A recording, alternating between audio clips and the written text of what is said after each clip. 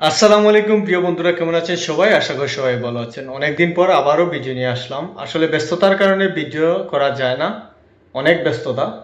প্রায় 9 ঘন্টা 10 ঘন্টার মতো ব্যস্ততা থাকি, তারপর এসে শরীর টায়ার্ড হয়ে যায়। তো যাই হোক, আর তারপর এক্সট্রা কিছু কাজ করতে হয়, এর কারণে ভিডিও করা হয় না।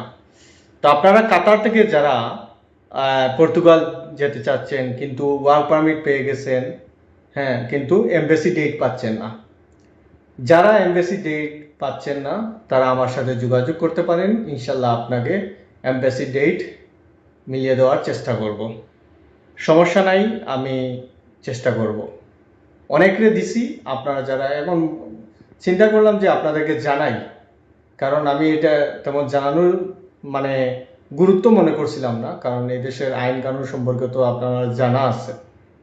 তো যারা নিতে চাচ্ছেন সমস্যা নয়, যোগাযোগ করবেন। তো সবাই ভালো থাকবেন, সুস্থ থাকবেন। আসসালামু আলাইকুম।